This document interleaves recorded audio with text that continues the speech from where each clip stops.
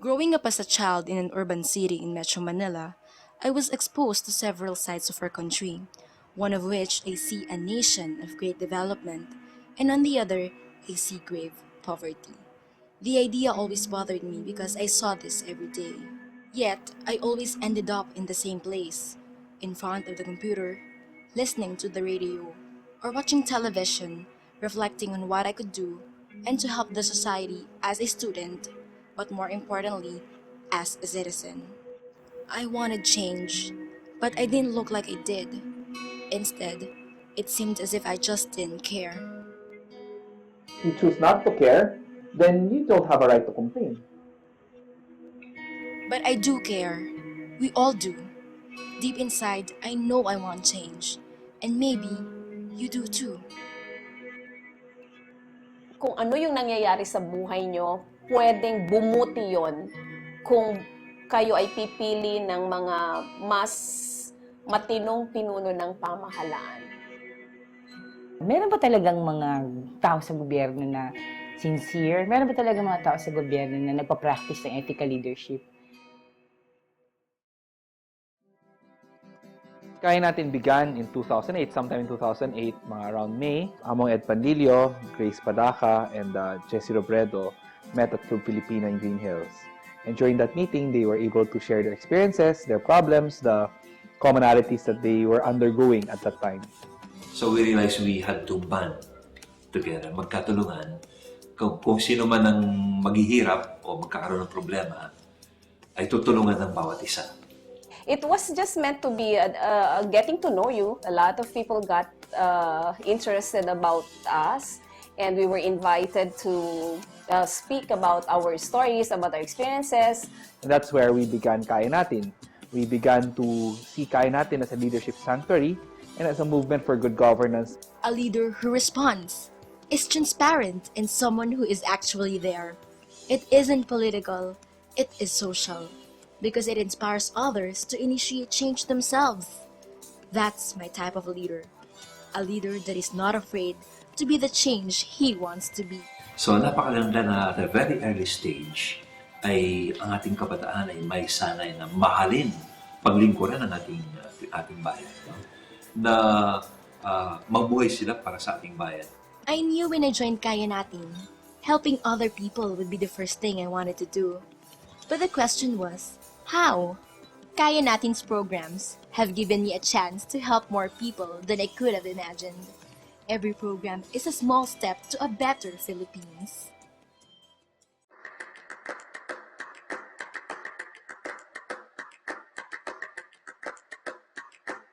The Kaya Natin website, you can learn more about the many different programs and projects. Kaya Natin Gives works by using online donations that can be done by going to the Kaya Natin Gives website, where people can help by giving any amount.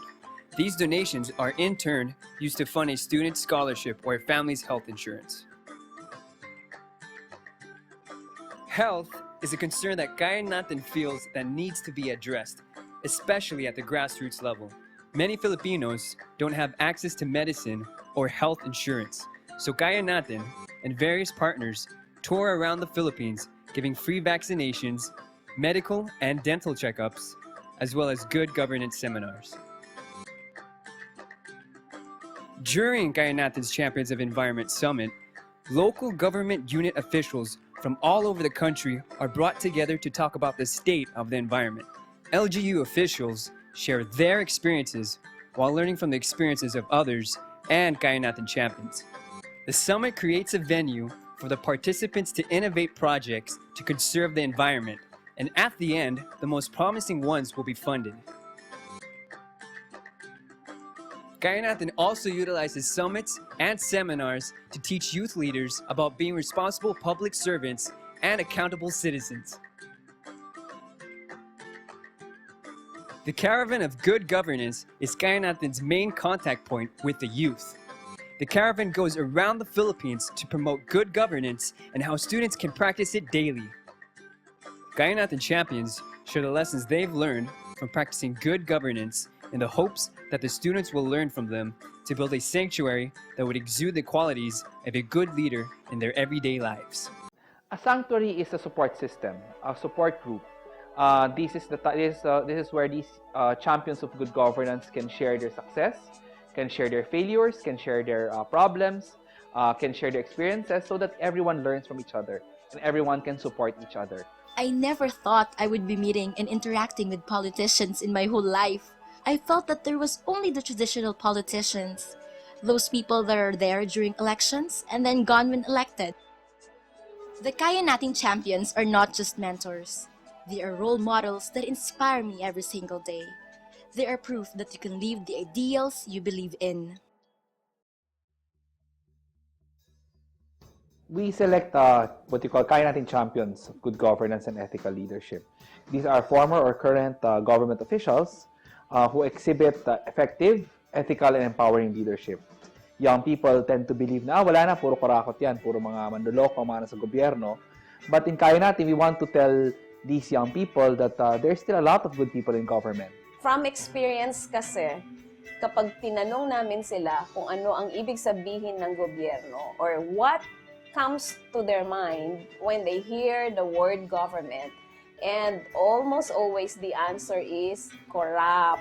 The hardest part of it is being alone, fighting what is wrong. That's why Kaya Natin has been such a sanctuary.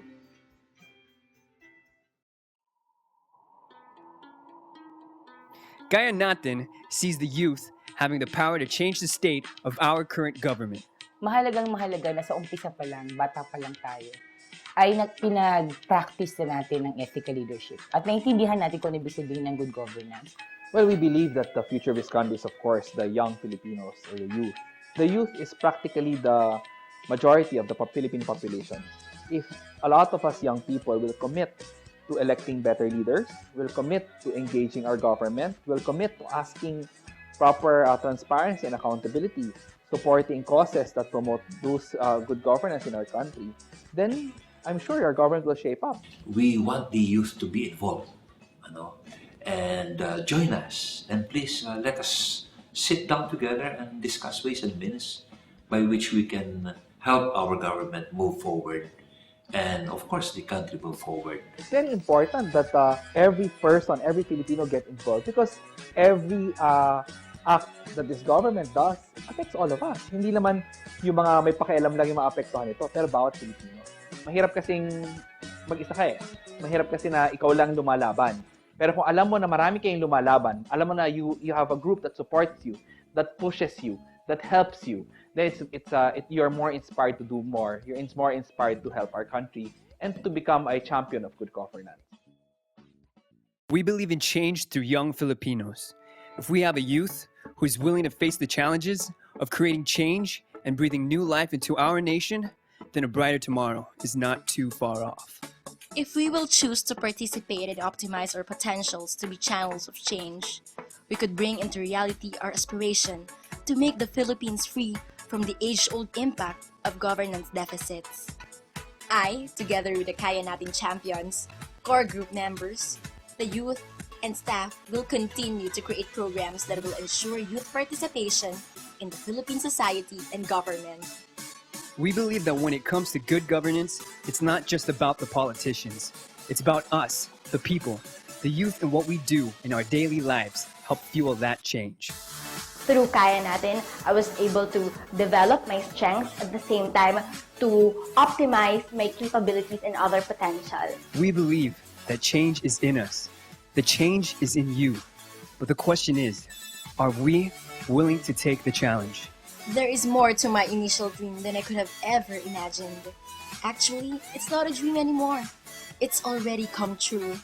Advocate for good governance while you are young, for you can be the change maker of tomorrow.